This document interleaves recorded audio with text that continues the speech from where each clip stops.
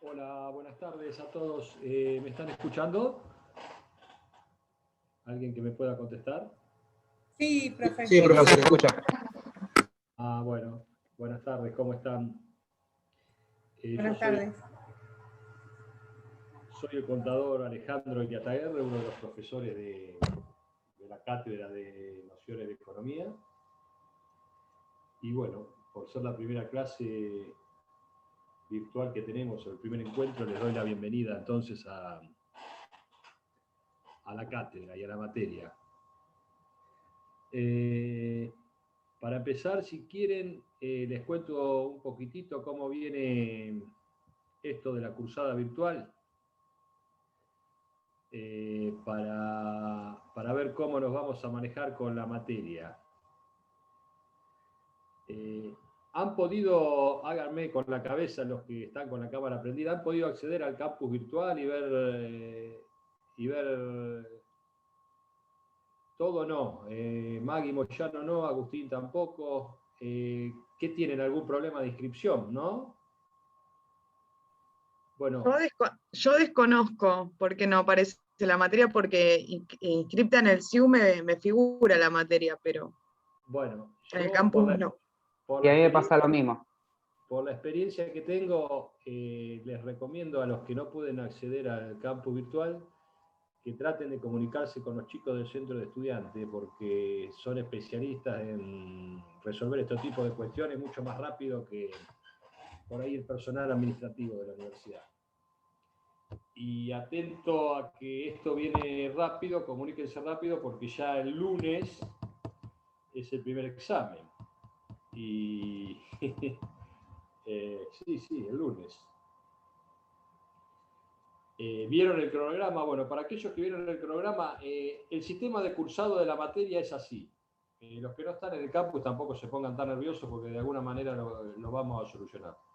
No hay materia que no se pueda aprobar si uno estudia, así que quédense tranquilos. ¿Cómo es el sistema de la cursada virtual que ha diseñado el profesor Castro? Este sistema ya lo venimos haciendo desde el año pasado. Ustedes en el campus virtual van a tener, en principio tienen un cronograma, ¿sí? Que ya lo tienen que haber visto con la presentación de las materias y las distintas unidades que vamos a ver en cada semana. La materia consta de 8 unidades y se va a ver una unidad por semana. Esa unidad por semana se ve de la siguiente manera. Lo que tienen que hacer ustedes es, en principio, acceder a la bibliografía, ¿sí? Que está colgada de la página, también, en el campus virtual. En cada unidad tienen 2 o 3 capítulos de determinados libros, que puede ser de la bibliografía que se usa, que puede ser de Samuelson, de Mankiw, Mochoni Becker, hay algo de Martín Tetaz. Entonces el profesor Castro ya se ha tomado el trabajo de subir a la plataforma los capítulos de los libros que ustedes tienen que leer, de manera tal que ustedes no tienen que comprar ningún libro, conseguir ningún apunte, todo está en la plataforma virtual. Asimismo, tómense el trabajo también de todas las semanas, ni bien empieza la semana, ni bien puedan, de acceder a la clase virtual que ya está grabada. Hay una clase virtual grabada en video, ¿sí? Algunas por el profesor Castro, otras por la profesora Garate, donde hay un video donde ellos han ido desarrollando la clase como si lo estuvieran haciendo en forma presencial, de manera tal que ustedes en el momento que quieran, en el momento que pueden acceder a ese video. Son 8 o 9 videos que están ahí en el campus virtual, que lo pueden ver cuantas veces quieran, lo pueden, no sé si lo pueden descargar, pero entrando al campus virtual lo pueden ver cuantas veces quieran. Hay gente que le gusta estudiar así, yo les diría que si les gusta estudiar mirando los videos, también es bueno que miren 2 o 3 veces cada video, porque está muy bien explicado todos los temas. Después que miren los videos, lo que tendrían que hacer ustedes es acceder a un cuestionario virtual, acceder virtualmente a un cuestionario que hay. En cada bolilla hay un cuestionario que básicamente ese cuestionario les dice cuáles son los temas que ustedes tienen que saber para haber comprendido la materia y para poder aprobar los exámenes.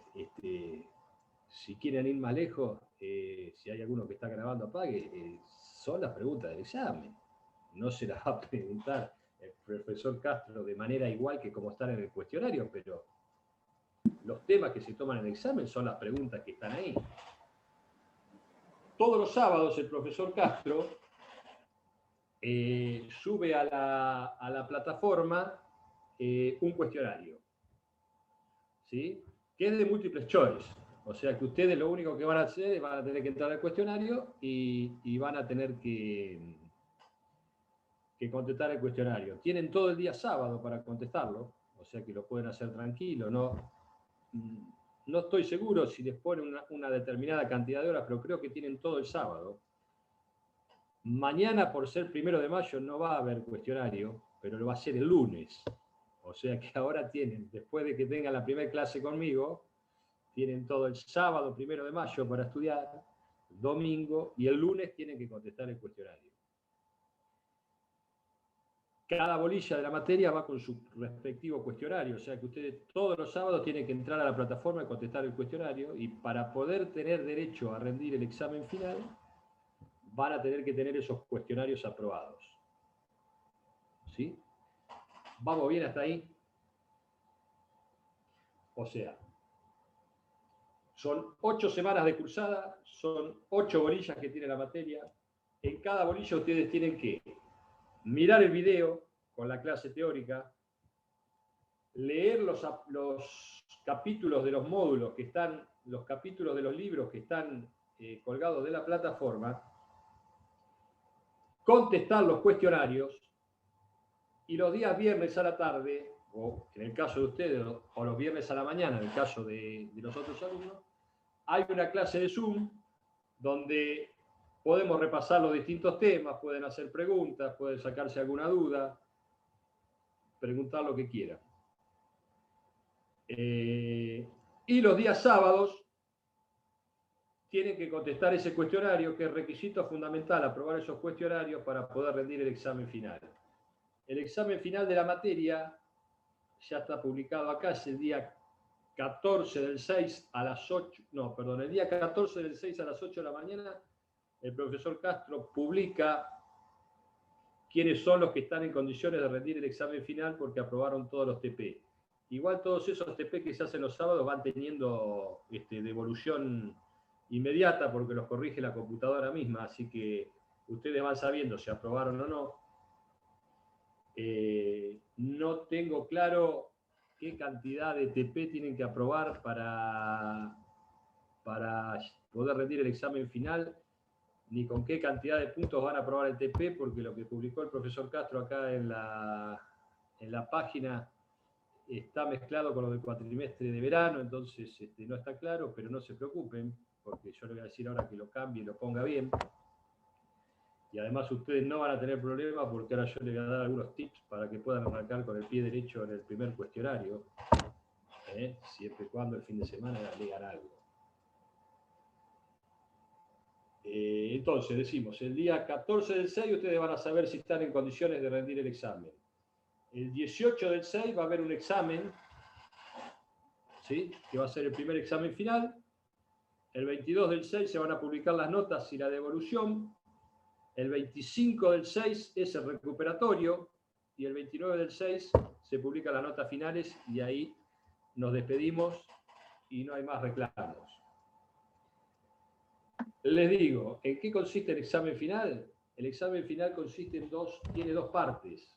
Una parte que es de múltiple choice, que van a ser preguntas similares a las que ustedes vienen viendo durante los 8 módulos. Entonces, si ustedes no tuvieron problema para aprobar los 8 módulos con las preguntas de múltiple choice, les diría que la parte de múltiple choice del examen final va a ser un trámite, porque ya vienen sabiendo cómo es el sistema, vienen familiarizados con el sistema y vienen estudiando.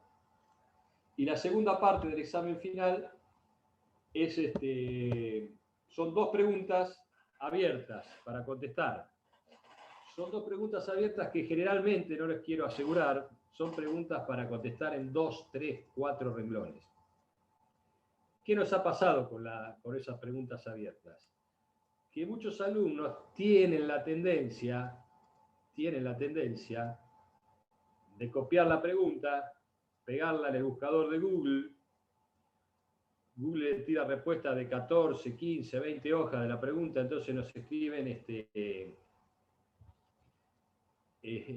la respuesta a la pregunta, que tendría que ser de 3, 4 renglones y puntual, nos escriben medio libro de un autor español o de un autor turco o checoslovaco, cosa que no está en la bibliografía. Esa respuesta del profesor Castro, cuando corrige, no la da por válida, porque se da cuenta que no es una cosa de que ustedes hayan estudiado, sino que copiaron y pegaron de Google. Pero la tendencia está. Yo les recomiendo, cuando les haga las preguntas teóricas, contestarlas con sus propias palabras y en 3 o 4 renglones. ¿Cuál es la diferencia entre los trabajos prácticos que se hacen todos los sábados y el examen final? Que para contestar los múltiples choice de los sábados, en este primer caso el lunes, ustedes van a tener todo el día para contestarlo. Cuando vayan al examen final, van a tener 1 minuto por pregunta, o sea que si les hacen 20 preguntas, van a tener 20 minutos. No se van a poder fijar en ningún lado. En cambio, para los trabajos prácticos de todos los sábados, ustedes pueden ir contestando el trabajo práctico con la bibliografía al lado, mirando, contestando, leyendo, porque son trabajos prácticos. Pero la idea es que ustedes puedan, en esos trabajos prácticos, ver cómo va a ser la modalidad para aprobar el examen final, porque ya en el examen final no van a tener tiempo para ir a consultar la bibliografía, porque la computadora le da 20 minutos desde que arranca. Terminada esa parte, les da otros 20 minutos para contestar las 2 preguntas teóricas, que si ustedes las saben, las contestan en 2 minutos o en 30 segundos, pero si no las saben, se pueden pasar buscando en Google, copiando, pegando, que lo que encuentren no va a estar demasiado bien, porque si no saben y eso se nota. ¿Más o menos le queda claro? yo sé también por la experiencia que tengo con otros alumnos de otras comisiones anteriores que lo más importante para ustedes... Se le escucha abajo. ¿Cómo? Se le escucha abajo. Ah, me mató ahí, ¿eh? A ver si puedo... A ver si puedo subir el volumen.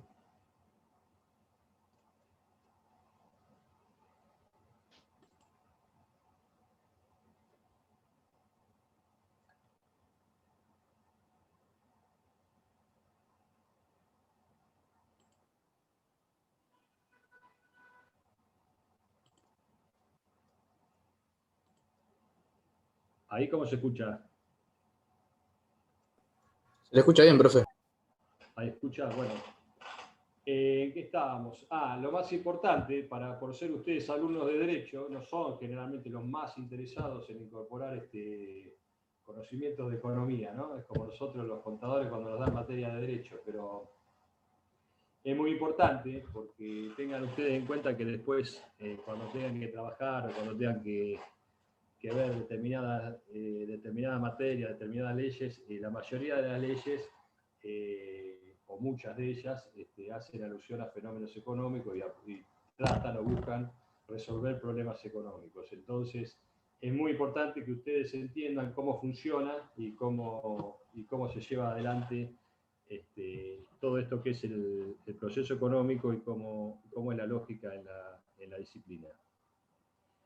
Más allá de eso, de los aspectos teóricos, por curiosidad nada más, ¿alguno empezó a leer? ¿Completó los cuestionarios? ¿Tiene alguna pregunta, alguna duda? Profe, yo tengo una duda. Sí. Estaba comentando recién que eran 4 renglones, la respuesta a la evaluación son 4 renglones. Entendí bien. No te escucho. 4 renglones, sí. Hasta ahí llegué. Bien, gracias. No, Tania. escúcheme. La pregunta generalmente, esto es un dato que le doy, apague el grabador, ¿no? Generalmente son cortitas para contestar en 3, 4 renglones. Por eso le digo que si él le pregunta, qué sé yo, cuál es la diferencia entre la economía positiva y la economía normativa, usted se la puede contestar en 3 renglones. Ahora, también se la puede contestar en 16 páginas a la respuesta esa. ¿Me entiende? Pero si se la contesta en 3 o 4 renglones, es mucho más creíble que la contestó usted que si le copia 16 páginas desde el primer autor que encuentre de Google. Eso es lo que yo le digo. Generalmente las respuestas son cortitas, concisas, porque si bien son a desarrollar, pero no es a escribir un libro. Es una materia más de razonamiento y de lógica. Bueno, entonces están más o menos. Estudiar poco hasta ahora. Menos mal que... Profe, ¿le puedo hacer una pregunta? Que cayó 1 de mayo el sábado. Sí, ¿quién hablaba? Julieta me llamo, ¿cómo está? Julieta, de Mateis, sí. No, de Mates, no tiene cámara, bueno, no importa. No Dígame. puedo. Le quiero preguntar.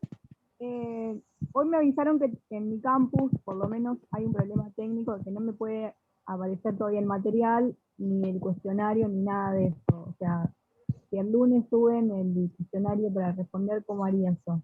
Porque recién me pueden... No sé, pero no se haga problema que todo tiene solución. Todo tiene solución, usted no se haga problema. Ya bueno. lo vamos a ir viendo. Bueno, gracias. Le vuelvo a repetir, comuníquese con los chicos del centro de estudiantes, me dijeron que estaban haciendo un listado, espere, nociones de economía. Hay muchos que dicen que no tienen acceso al campus. En el centro de estudiantes están armando un listado y los van a incorporar y después veremos cómo se soluciona, pero quédese tranquilo que todo tiene solución. Bueno, gracias. En principio, yo voy a mostrar lo que yo hago, que es, este es el cuestionario, ¿no? Nociones de economía, por supuesto que ya no se los voy a dar ni de casualidad el cuestionario. pero ustedes se tienen que tomar el trabajo de estudiar de la siguiente manera. En cada una de las unidades que van a ver, hay un cuestionario que ustedes tienen que completar para ver si entendieron el tema. Si ustedes logran hacer esto, después no van a tener ningún inconveniente en contestar las preguntas del examen. Y la primera pregunta que tienen en el cuestionario, por ejemplo, para el tema de hoy, que es la primera bolilla, que es la de introducción a la economía, tratar de entender de qué se trata la economía, la primera pregunta dice, enumerar algunos de los temas que estudia la economía. Entonces, cuando ustedes recurren al libro de Samuelson, ¿no? Porque este cuestionario está hecho en base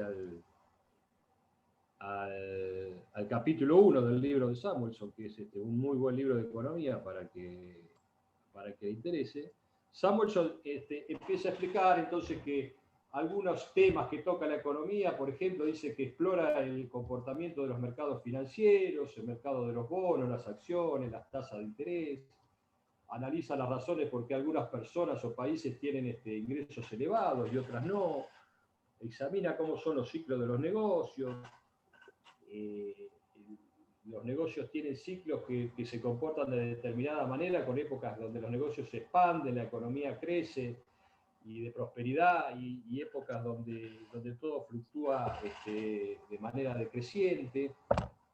Entonces, enumera una serie de temas que ni de casualidad son todos ni algunos, o sea, enumera algunos temas que trata la economía, y como corolario de esto, ¿qué se deduce de todos los temas de la economía? Que hay un factor común en todos estos temas que estudia la economía. Ese factor común, ¿cuál es? La escasez de los recursos. O sea que la economía es una ciencia, ¿sí?, que estudia, ¿sí?, la manera en que las sociedades utilizan, ¿sí?, los recursos escasos para producir mercancías valiosas y distribuirlas entre los individuos. Entonces, acá tienen en estas dos preguntas un primer concepto, o dos cosas que tienen que saber. Que la economía es una ciencia en la cual estudia la manera en que las sociedades administran los recursos escasos. Los recursos escasos, no todos los recursos o no todos los bienes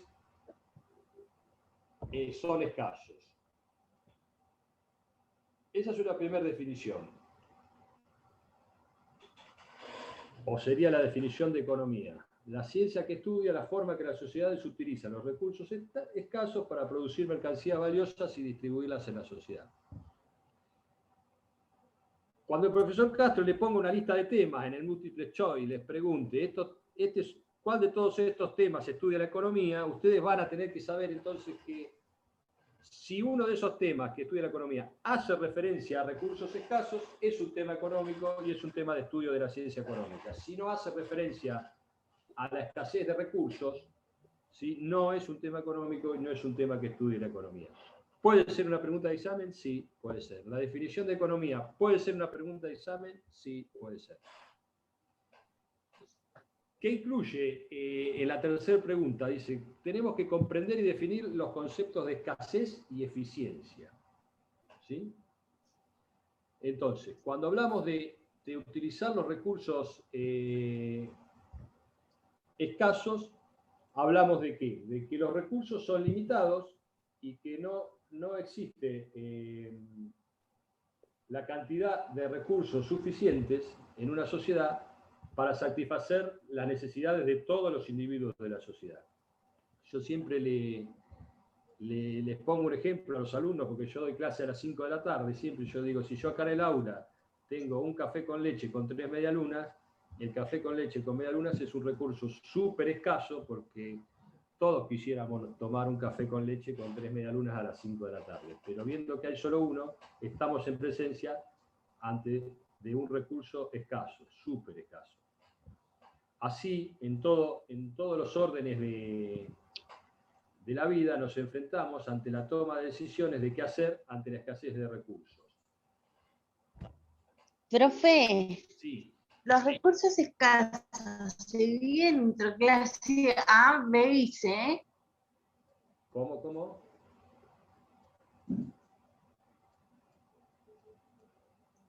Los recursos escasos, sí, usted puede clasificar los recursos escasos de diferentes maneras, pero no sé a qué se refiere exactamente con la pregunta de que leyó en algún libro la clasificación A, B y C de recursos escasos.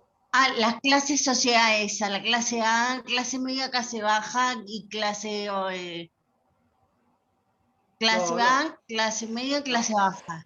No, eso no. Cuando usted va a clasificar, si nosotros estamos hablando de los recursos, ¿no? Si estamos hablando de recursos escasos, y usted, o de cualquier cosa que usted esté hablando, y la quiere clasificar, la va a tener que clasificar de acuerdo a un criterio, ¿sí? Y esto se lo digo para todo orden, ustedes que están empezando la carrera. Es muy común en derecho clasificar, determinar, agrupar. Entonces, cuando usted le diga cómo se clasifican los distintos tipos de sociedades, usted le va a decir cómo se clasifican respecto a qué. Usted tiene que tener un criterio de clasificación. Los recursos escasos pueden clasificarse de muchísimas maneras distintas. El tema es con respecto a qué, ¿sí? Con respecto a su precio, puede tener recursos escasos de precio alto, de precio medio, de precio bajo. ¿Me entiende? Con respecto a que a su disponibilidad puede tener recursos escasos de alta disponibilidad, de media disponibilidad, de baja disponibilidad. Usted todo lo puede clasificar, pero lo tiene que clasificar respecto a un determinado criterio. Si a usted le preguntan y le dicen cómo se clasifican los distintos tipos de sociedades, y usted le dice las sociedades se clasifican A, sociedades comerciales, B, sociedades civiles, esa respuesta está mal, porque usted no le está diciendo de acuerdo a qué criterio está clasificando, porque las cosas se clasifican de acuerdo a un determinado criterio. ¿Más o menos me entiende, Tania? Sí, profe, era de acuerdo a Claro. la clasificación del marketing. Me va a hacer la No. clasificación para hacer la Usted pregunta. Quédese con el concepto de que los recursos escasos son aquellos recursos, ¿sí?, que no son suficientes para atender las necesidades de todos los individuos, ¿sí? Al no tener suficiente disponibilidad de recursos, se transforma en un recurso escaso. ¿Qué tiene que hacer la economía entonces? Encontrar la forma de administrar estos recursos escasos con eficiencia, ¿sí? ¿Qué se entiende por eficiencia? La manera más eficaz que se puede lograr para administrar estos recursos escasos, ¿sí? La eficiencia se logra, ¿sí? La eficiencia en la administración de los recursos se logra cuando no existe la posibilidad de darle una mayor cantidad de recursos a alguien sin tener que sacárselos a otro, ¿sí? Si yo tengo una jarra de agua y tengo dos personas que necesitan tomar un vaso de agua, con el agua que tengo en la jarra la puedo distribuir y me alcanza para esas dos personas. Si tuviera 3 personas que desean tomar agua, tal vez me alcance. Si tuviera 5 personas que desean tomar agua de esa misma jarra de agua, tal vez que tenga que sacarle un poco de agua a alguno de los vasos anteriores para poder armar ese quinto vaso. Ahí, cuando ya tengo recurso escaso, porque lo que tengo no me alcanza para darle a todos lo que todos quieren, tengo que administrar ese recurso, esa jarra de agua que tengo, la tengo que administrar con eficiencia, de la mejor manera posible, para tratar de satisfacer las necesidades de las 5 personas que desean tomar agua. De esa manera, es decir, con este ejemplo muy simple, les doy la idea entonces de que la economía exige que se produzca la distribución de los recursos de manera eficiente, busca hacer entonces una distribución de esos recursos escasos de manera eficiente. Entonces, hasta acá tenemos 3 cosas. Temas que estudia la economía, la definición de economía, el concepto de escasez y el concepto de eficiencia. ¿Vamos por ahí? También, como todas las disciplinas, así como el derecho se subdivide en distintas ramas del derecho, y tenemos que partir de hablar de derecho público, de derecho privado, y dentro del derecho público tenemos distintas materias, dentro del derecho privado tenemos otras materias, la economía pasa lo mismo. de acuerdo al enfoque que se le dé al estudio de la economía, podemos estar hablando de dos áreas fundamentales de la economía: la microeconomía o la macroeconomía. Cuando hablamos de microeconomía, hablamos de la rama de la ciencia económica que se ocupa del comportamiento de las individualidades, tales como los mercados, las empresas, los hogares. Se dedica al estudio de los comportamientos individuales dentro de la economía, ¿sí? En la historia de la economía, los primeros conceptos y los primeros análisis de la economía moderna que parten a través de Adam Smith, David Ricardo y todos los economistas de los años 1800, se inicia el estudio de la economía con conceptos microeconómicos, y el estudio de los mercados. Entonces se inicia el estudio económico con estudios de cómo se determinan los precios de la tierra, cómo se determina el precio de la mano de obra, la eficiencia de los mercados, los distintos tipos de mercados. Y es a partir de 1930, 1940, con la aparición después de la primera gran crisis mundial, que fue la crisis del 30, donde aparece el estudio de la economía como ciencia, como ciencia global, ¿sí? Con un enfoque macroeconómico, ¿sí? Que es a partir del estudio de cuando Keynes publica La riqueza de las naciones, y comienza a verse la parte de macroeconomía. La diferencia fundamental entre la micro y la macro es que la micro es el estudio de cómo las familias y las empresas toman decisiones e interactúan en el mercado. Van a temas puntuales de toma de decisiones de las familias y los mercados. La macroeconomía es el estudio de los fenómenos de toda la economía, ¿sí? Como el fenómeno de la inflación, el fenómeno del crecimiento económico, cómo se conforma el Producto Bruto de un determinado país, el sector externo de determinado país, los mercados financieros.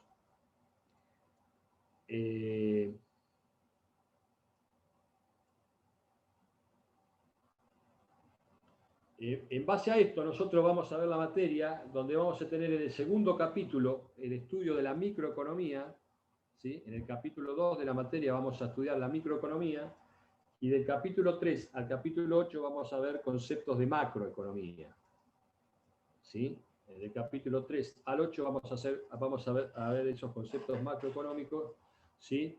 Que son las cuentas nacionales, el sector externo, cómo interactúa la economía de un país con los distintos países. Después vamos a ver economía monetaria, cómo interviene el Estado en una economía para modificar las condiciones de la economía, ¿sí? Y los problemas y los objetivos que tiene la política económica de un país. En la pregunta 5 dice describir la lógica del razonamiento económico y los problemas que deben evitarse. Bueno, la economía, como toda ciencia, saben ustedes que desarrolla un enfoque científico. O sea, el estudio de la economía se desarrolla a través del método científico. El método científico que básicamente, saben ustedes que consiste en,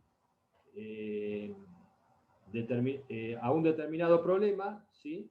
Se proponen distintos tipos de hipótesis que pueden ser la solución a ese problema. Contra ese tipo de hipótesis se hacen contrastaciones contra la realidad, y se elabora una teoría que es abarcativa en la solución de ese problema. Ese método científico que se utiliza en la economía, como toda ciencia social, la economía no da verdades absolutas, sino que lo que el método científico aplicado por la economía va a garantizar es que determinados resultados tienen la mayor probabilidad de darse determinados resultados que otros ante un determinado comportamiento. Las verdades de la ciencia económica no son verdades absolutas, sino que son razonamientos que se aproximan a una realidad que se va a dar la mayoría de las veces. O sea, la ciencia económica le va a decir que a medida de que el precio de un bien sube, la cantidad que la gente compra de ese determinado bien es menor al subir el precio. Ahora, puede suceder, es muy poco probable que suceda, pero puede suceder que si el precio del bien sube, la gente compre más de ese determinado bien. Pero lo lógico y lo normal y lo que sucede es que a medida que el precio de un bien sube, las cantidades demandadas de ese bien son menores. Dentro de lo que es el razonamiento económico, los autores dicen que hay que cuidarse de no hacer razonamientos inválidos donde se cometan básicamente tres tipos de falacias. Las falacias son razonamientos lógicos que parecen ser verdaderos, pero que en realidad son falsos, ¿sí? Una de las falacias que habla el autor es la falacia del post hoc, ¿sí? Que es la falacia de suponer que porque un acontecimiento se dio antes que otro, el segundo acontecimiento entonces es consecuencia del primero, ¿no? ¿Sí? Esa es la falacia del post hoc, es decir, o la afirmación del consecuente también se le llama. Es suponer que porque un acontecimiento se da antes que otro, el segundo acontecimiento es la causa de que haya sucedido el primero. Otra de las falacias es la falacia en mantener todo lo demás constante. Es decir, la economía, para poder realizar un estudio más simplificado, recurre a modelos económicos. Esos modelos económicos son una simplificación de la realidad, ¿sí? Por ejemplo, si yo simplifico la realidad, ¿sí? Y digo que voy a trabajar nada más con dos variables, precio y cantidad, entonces digo, a medida de que el precio del bien aumenta, las cantidades demandadas disminuyen. Esto es válido si y solo si todos los demás factores que influyen en la demanda de un bien se mantienen constantes, es decir, no varían. Porque si estoy hablando de la demanda de, supongamos, de zapatillas, y yo digo, a medida que el precio del bien aumenta, la cantidad demandada del bien disminuye, pero resulta que cambió la moda y las zapatillas de las que estoy hablando se pusieron de moda, es muy probable que el precio aumente y la cantidad demandada también aumente porque se puso de moda. Ahora, si todo lo demás se mantenía constante, o sea que si las zapatillas seguían sin estar de moda, a medida que el precio de las zapatillas aumentaba, la cantidad de zapatillas, la cantidad demandada de zapatillas disminuye. Entonces, es una falacia suponer que todo lo demás de la economía se va a mantener constante. Tenemos que saber que el razonamiento económico que nosotros estamos haciendo sirve si y solo si todo lo demás se mantiene constante. Si todo lo demás se mantiene constante, el razonamiento es válido. Ceteris paribus, le dicen a los economistas. Cuando ustedes escuchen hablar y le digan, a medida que el precio de un bien aumenta, la cantidad demandada del bien disminuye, ceteris paribus. Quiere decir, si todo lo demás permanece constante, porque si la gente se queda sin ingresos, si el producto se pone de moda, o si llueve y la gente no puede salir a comprar, no va a suceder eso. Y también son factores que influyen sobre el precio, sobre la demanda del bien. Bueno, y lo último, y la tercera falacia que menciona el autor acá es la falacia de la composición, ¿sí? Que la falacia de la composición consiste en suponer que lo que es verdadero para una de las partes es verdadero para todo el grupo. Es decir, si Juan tiene sueño, Pedro tiene sueño, Diego tiene sueño, todos tenemos sueño. Y no es así. Lo que es verdadero para las partes no siempre es verdadero para todo el grupo. Se va entendiendo más o menos hasta acá los conceptos que ustedes tienen que saber y sobre los que les va a preguntar el profesor el día lunes cuando tengan el examen. ¿Vamos bien hasta acá o están muy aburridos? Vamos bien. Bueno. La diferencia entre la economía positiva y la economía normativa, ¿sí? Es es una diferencia entre desde qué punto de vista miramos la economía. Si estamos hablando de enunciados que buscan describir la realidad, si estamos yendo a los hechos, a lo que las cosas son, estamos dentro del campo de afirmaciones económicas positivas. Si yo digo, el Producto Bruto de la Argentina en el mes de marzo subió un 1%, estoy hablando de una medición económica, estoy hablando de los hechos, estoy hablando de una economía positiva. Si digo, el precio de los artículos de limpieza en los supermercados subió un 7%, estoy hablando de economía positiva. ¿Sí? Si digo el desempleo en la Argentina en los últimos 3 meses aumentó un 3%, estoy hablando de economía positiva. ¿Sí? Estoy hablando de los hechos, de lo que las cosas son. Estoy describiendo la realidad, estoy dentro del campo del positivismo. Cuando hablo de afirmaciones normativas o de economía normativas, acá se pone más complicada la cosa para hacer una descripción económica y voy a recurrir a un ejemplo muy claro y muy actual. ¿Debe cerrarse la economía y suspenderse la actividad económica a los efectos de que se retrotraiga el contagio del coronavirus en la población? Ese es un concepto de estudio de la economía, además de la ciencia de la salud, es un concepto es una afirmación de la economía normativa, es decir, ¿debemos cerrar la actividad económica o no debemos cerrar la actividad económica? ¿Sí? ¿Debemos integrarnos al mundo y comerciar más con el mundo para tener mejores beneficios económicos, o tenemos que tener una economía más cerrada y más concentrada en los recursos propios del país y centrada en la producción nacional? Todos esos motivos de discusión que ustedes generalmente van a ver que con mucha pasión discuten los economistas, sobre todo en los programas de televisión, cuando ustedes los escuchen, son aspectos de la economía normativa. Cuando hablamos de economía positiva, entonces hablamos de lo que las cosas son, de los hechos. Cuando hablamos de la economía normativa, hablamos del deber ser, de lo que subjetivamente para alguien debería ser o cómo debería funcionar la economía en función de lo que piensa cada uno.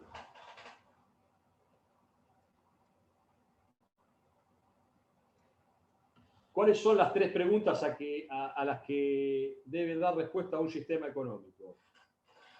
Básicamente las 3 preguntas que debe dar respuesta a un sistema económico o que se hace el sistema económico son: ¿qué mercadería se debe producir y en qué cantidades? O sea, la economía tiene que determinar qué mercaderías deben producirse y en qué cantidades, cómo deben producirse esas mercaderías y para quién deben producirse. O sea, cuando una sociedad tiene que tomar una determinación, ¿sí? Debe determinar, o sea, ¿qué nos vamos a dedicar? Vamos al caso argentino, ¿qué nos vamos a dedicar? ¿A hacer una economía agropecuaria? ¿A tener producción agropecuaria de cereales y de productos agroindustriales? ¿O también tenemos que incorporar industria pesada o industria tecnológica o industria manufacturera? ¿Por qué? Porque, como yo le dije, los recursos son escasos, ¿sí? Entonces, vamos a destinar recursos de capital a la actividad agropecuaria, vamos a destinar recursos de capital a la actividad manufacturera, a la industria pesada, a la industria tecnológica.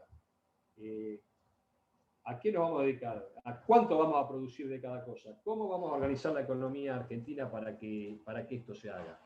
Bueno, esa es la principal pregunta. Entonces, ¿qué vamos a producir? ¿En qué cantidades vamos a producir? Determinado eso, diríamos, ¿y cómo la vamos a producir? O sea, vamos a tener una economía que produzca zapatillas con una alta tecnología y pocos empleados, o con poca tecnología y mucha mano de obra. ¿Qué es lo que queremos? ¿Sí? Y cuando decidamos cómo producir, ¿para quiénes vamos a producir? ¿Cómo vamos a asignar esos recursos? ¿Vamos a producir zapatillas para que cada habitante de la República Argentina tenga un par de zapatillas? ¿O vamos a producir zapatillas para que tenga plata y las pueda pagar, las compre, se compre 3 y el que no tenga plata se compre ninguna. Bueno, estos son los problemas que tiene que enfrentarse el sistema económico, que son estas tres preguntas. O sea, ¿qué mercaderías se deben producir, en qué cantidades, cómo deben producirse y para quiénes deben producirse? Y en base a esto, entonces, es que vamos a tener distintos tipos de organizaciones económicas en una sociedad o en un país que van a ir de un extremo al otro. Por un lado, van a ver ustedes que están los economistas del laissez-faire o del laissez-passer, que es decir, que todo lo tiene que resolver el mercado. Es decir, los economistas liberales son los que dicen que, no serían los economistas liberales, sino la rama liberal de la economía diría que las decisiones económicas de qué producir, cómo producir y para quién producir, esas decisiones se tienen que tomar en el mercado, ¿sí? Que va a ser el mercado en función de los beneficios que pueda obtener del mercado. Entonces el que va a decidir de qué manera van a utilizarse los recursos con eficiencia para producir mercancías escasas para satisfacer las necesidades de los consumidores.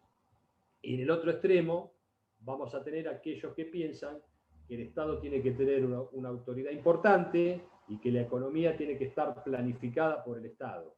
Con lo cual, el Estado es el que tiene que decidirse qué actividades se van a llevar adelante, el Estado es el que tiene que decidir cómo se va a producir, qué se va a producir y para quién se va a producir.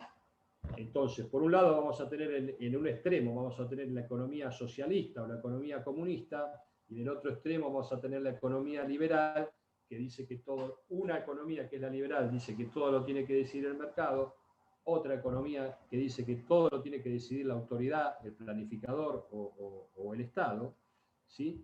Y en el medio de todo eso vamos a tener la realidad, que son las economías mixtas, que funcionan en todos los países del mundo, que no son ni economías ni ultraliberales, ni son economías socialistas, sino que son economías donde en determinados momentos se deja que el Estado, en determinados recursos o en determinadas cosas, se deja que el Estado decida, ¿sí?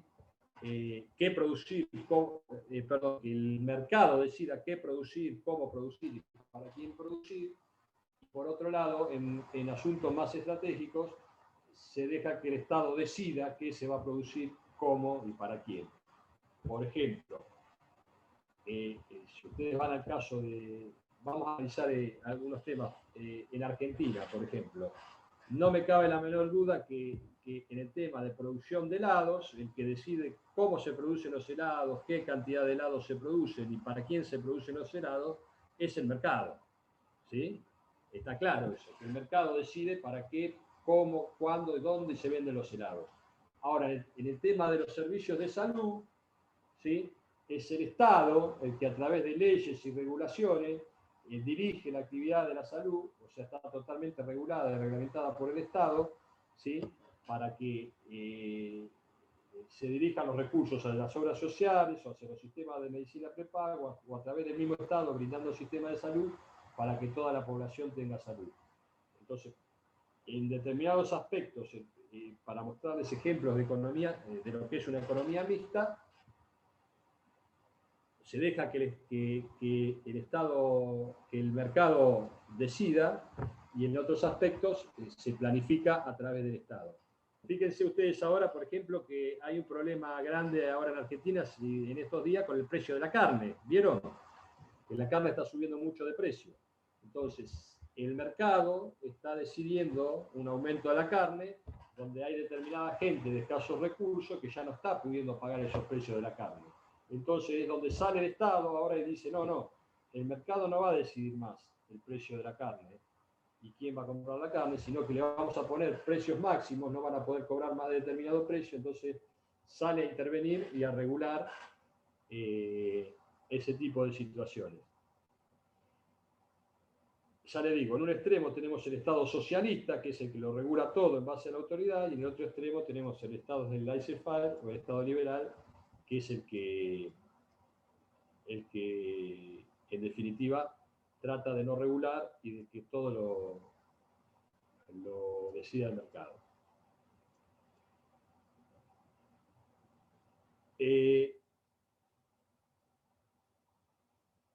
Definido esto, el qué se va a producir, el cómo y para quién, lo que nos queda saber ahora es cuáles son los factores que se utilizan para producir un bien. Y esto es muy importante. Básicamente en economía existen 4 factores de la producción, ¿sí? Los factores de la producción se clasifican en 4. Uno es el factor tierra, ¿sí? O los recursos naturales, que representa la tierra en sí misma o los recursos naturales que se utilizan para los procesos productivos, donde comprende la tierra para la agricultura, los recursos energéticos para poner en marcha los automóviles, recursos no energéticos como minerales y ese tipo de cosas. Eso está englobado en el recurso que serían los recursos naturales o el recurso tierra. Se denomina tierra porque en los orígenes de la economía era una economía agrícola, entonces se decía que un recurso era la tierra, ¿sí? El segundo recurso era el trabajo o la mano de obra, ¿sí? Para cultivar la tierra, y el tercer recurso era el capital.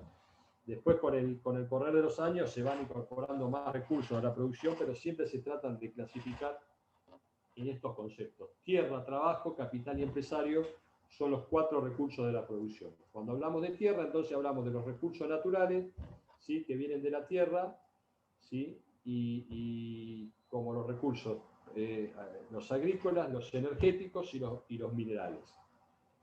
Cuando hablamos de mano de obra, hablamos del trabajo, el recurso de trabajo que se refiere al tiempo que un ser humano dedica, ¿sí? A trabajar en la producción de los bienes.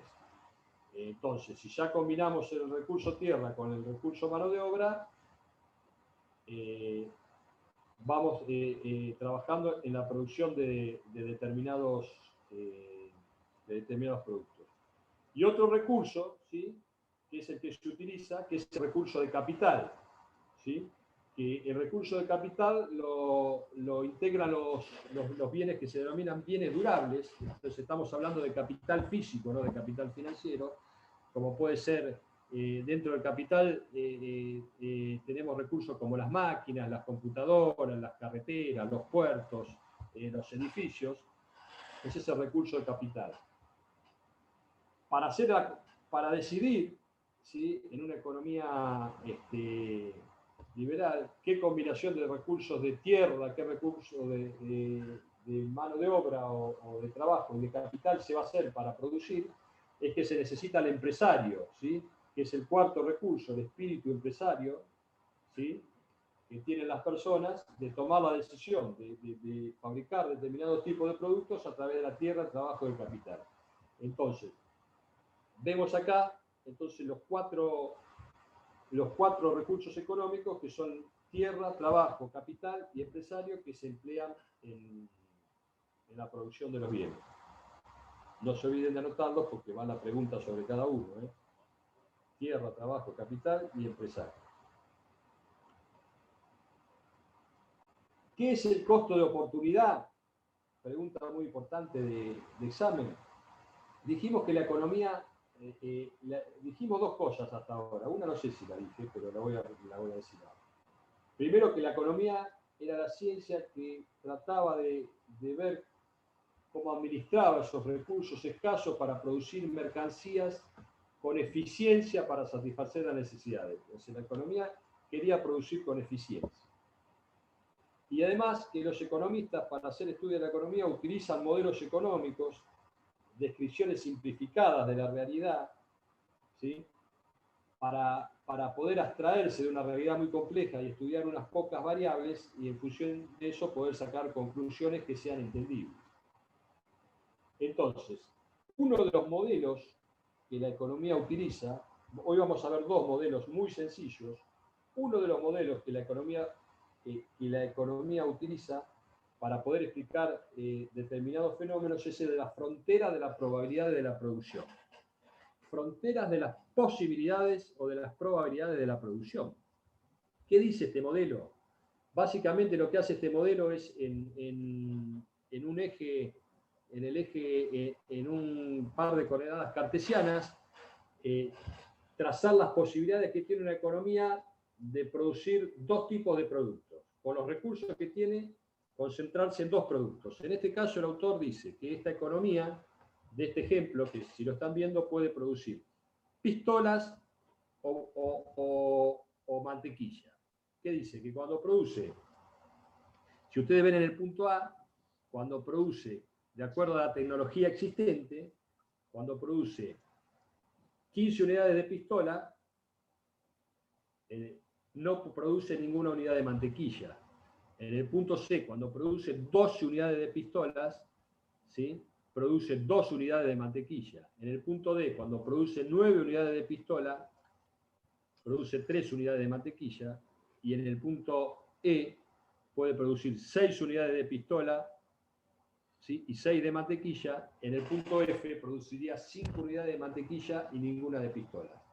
Esta combinación, esta frontera de las posibilidades de producción, nos dice cuál es la combinación más eficiente que podemos tener, dada la tecnología, ¿sí?, para la producción de dos bienes, que son pistolas y mantequillas.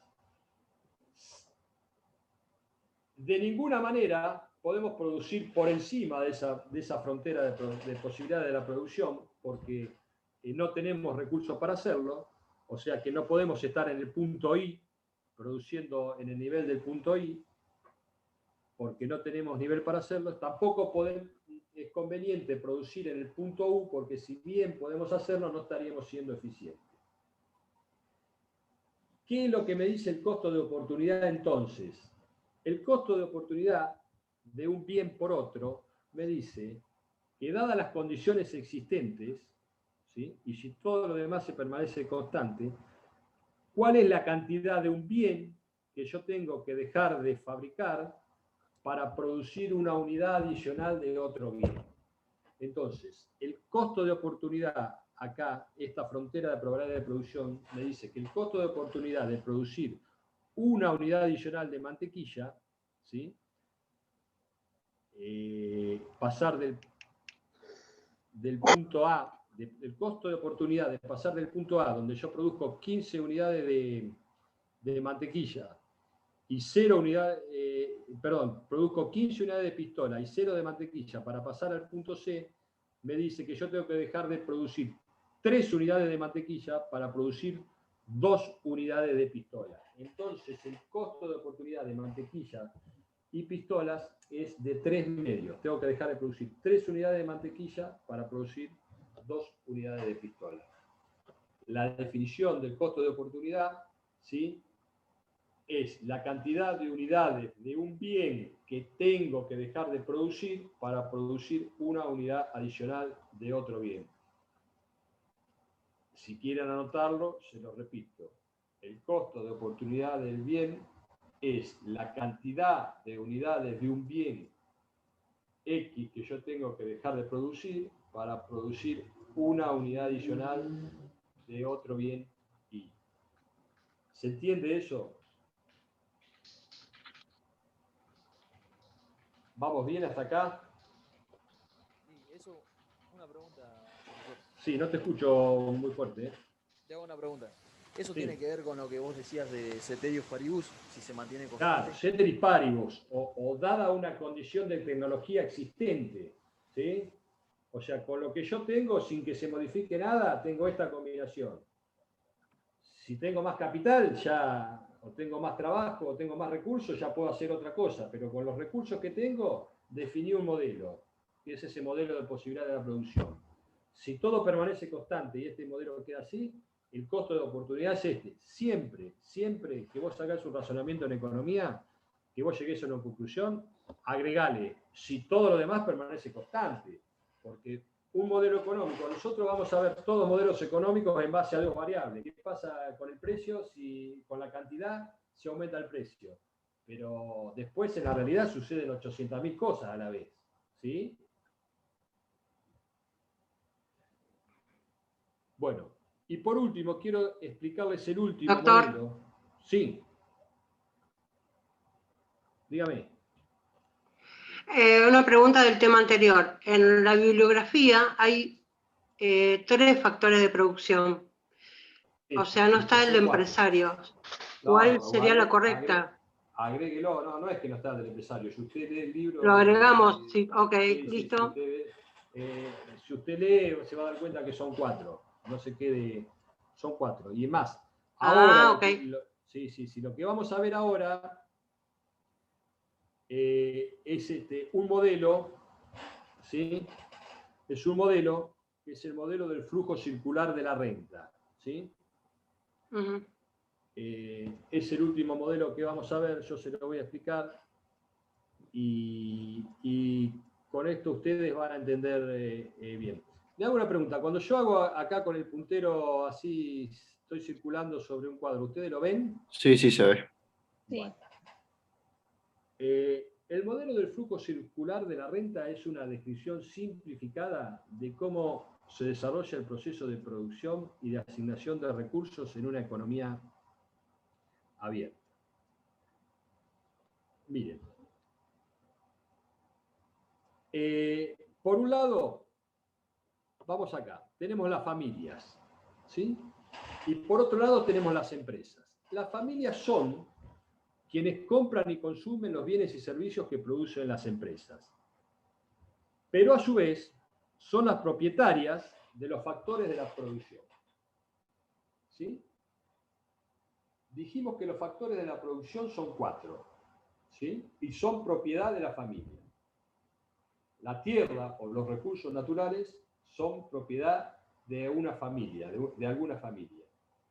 El trabajo es propiedad de las personas que viven en las familias. El capital, ¿sí? Digamos, entendamos por capital la fábrica, ¿sí? El capital que hay en una fábrica es propiedad de algún empresario que pertenece a una familia, ¿sí? Y el espíritu empresario o el factor empresario, ¿sí? También pertenece a las familias, o sea que las propietarias de los factores de la producción son las familias. ¿Qué hacen las familias? Le proporcionan esos factores de producción a las empresas, ¿sí? Las empresas, ¿qué hacen?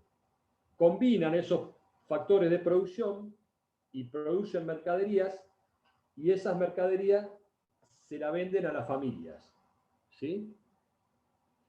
Ese flujo, ¿sí? Que va desde las familias a las empresas, es el flujo de bienes y servicios. La familia le aportan a las empresas, ¿sí?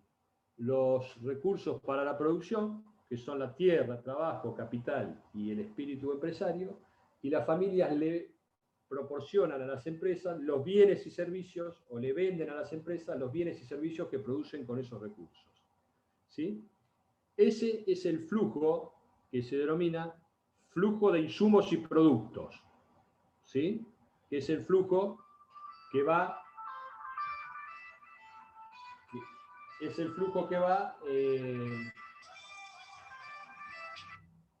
en rojo, de color rojo, ¿sí? Entonces, las familias le proporcionan a las empresas los factores de producción, las empresas le venden a las familias y las familias compran los bienes y servicios que las empresas producen. En contraposición a este flujo de bienes y servicios hay un flujo de dinero, donde las familias le pagan dinero a las empresas por los bienes y servicios que compran, ¿sí? Y las empresas le pagan a las familias un precio por los servicios que las familias le prestan o por los factores de producción, ¿sí? que las empresas utilizan de las familias. Cuando el recurso proporcionado, es el recurso tierra, ¿sí? El recurso tierra, que se simboliza con la letra T mayúscula, la retribución a ese factor tierra, ¿sí? Es la renta, que se simboliza con la letra R minúscula. Reitero, el precio que pagan las empresas por el factor tierra es la renta, que es la R minúscula. El precio que pagan las empresas por el factor trabajo, por utilizar el factor trabajo, es el salario. A cada persona que trabaja se le paga un salario. El factor trabajo se simboliza con la letra W, ¿sí? Que viene de work. Y el precio que se paga, que es el salario, se simboliza con la letra S, ¿sí? el precio que pagan los empresarios, ¿sí?, por el capital, el capital se simboliza con la letra K, es el interés. Por el capital se paga un determinado interés, que es la letra I minúscula, ¿sí? Y por la utilización del factor empresario, que es la letra E, ¿sí?, el empresario es el que se queda con el beneficio, ¿sí? ¿Se entiende hasta acá? Más o menos.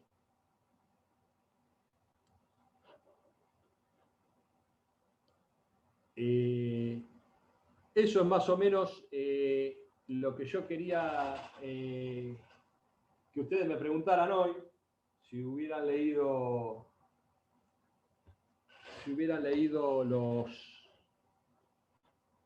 los apuntes, pero como veo que han leído poco, bueno, les doy estos tips.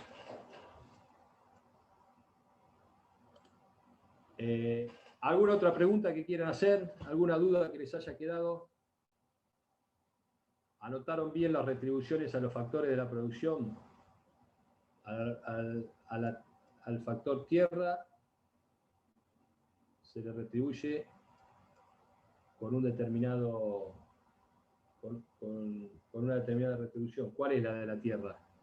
Renta. La renta. La del trabajo. Salario. El salario. La del capital. Beneficio. El interés.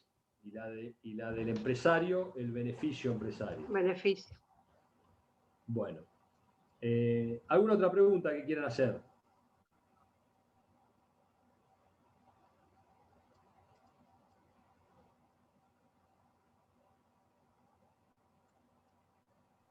Yo, profe, no. ¿Estamos bien por ahora? Bueno, conmigo van a tener, de las 8 clases, van a tener 5. Otra le va a tocar con la profesora Garate o el profesor Castro. Yo la experiencia que tengo generalmente es que nadie lee nada para cuando llegan el viernes a la tarde. No sé cómo hacen y después el sábado a la mañana contestan todo y aprueban. No sé cómo hacen, pero se ve que leen el sábado y contestan todo.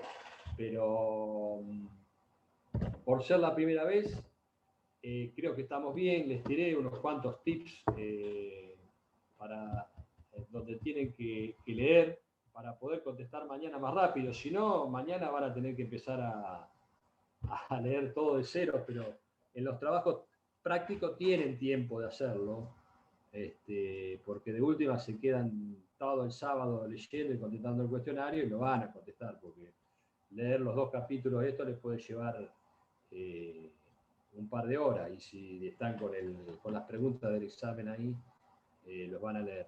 No sé si el profesor Castro les pone determinada cantidad de tiempo desde que empiezan hasta que terminan, la verdad que no lo sé a eso, pero traten de ir leyendo lo máximo posible. No es difícil, y en la medida que pasan los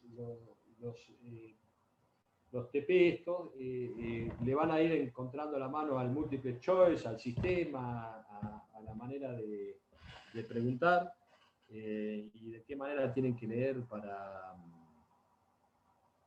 hacerlos. Quédense tranquilos que la materia no es difícil, aparte es linda materia, después se arman, en la medida que se van enganchando y vamos teniendo algunos otros temas, algunas discusiones políticas también devienen, porque el qué producir, cómo producir y para quién producir es objeto de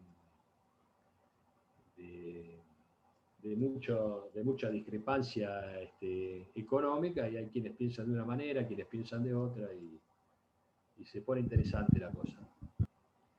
Así que bueno, si no tienen más nada que preguntar, nos vamos desconectando, y si no, no sé, les doy unos segunditos, y si no, desconectamos nomás.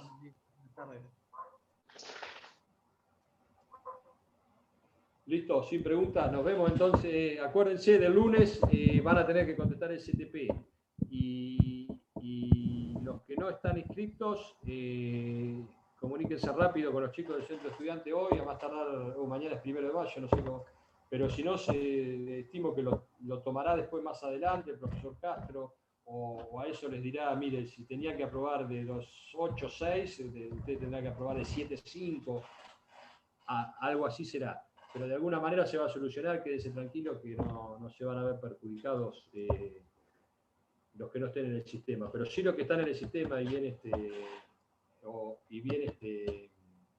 inscriptos, delo, porque aparte es fácil esta primera parte, ya se van familiarizando con las preguntas y ya vienen con un parcialito adentro.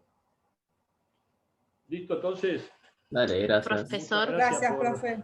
Por escucharme y por la paciencia. Y espero que les sea de utilidad. Hasta la próxima, porque el viernes que viene no estoy yo. Creo que está la profesora Garate y yo vengo el otro viernes. Creo que hay una compañera que quería hacer una pregunta. Pregunte ahora o calle para siempre. ¿Quién era? Hola, buenas tardes. Rodríguez Romina. Yo no estoy validada ni en el SIU ni tampoco en el campus. Estoy haciendo teoría del derecho, pero a mí me van pasando en el grupo las cosas y voy entregando los TP a un WhatsApp de los profesores. No sé cómo hacer en este caso con esta materia. No. Háblelo con los chicos del centro de estudiantes porque ellos después se comunican con el profesor Castro, que es el que maneja todo eso. Sí, Bárbaro, muchas gracias. Le van a tener que pasar a él. Listo, chicos. Muchísimas gracias y nos vemos en 15 días. Hasta luego. Hasta luego. Gracias, profesor. Hasta luego.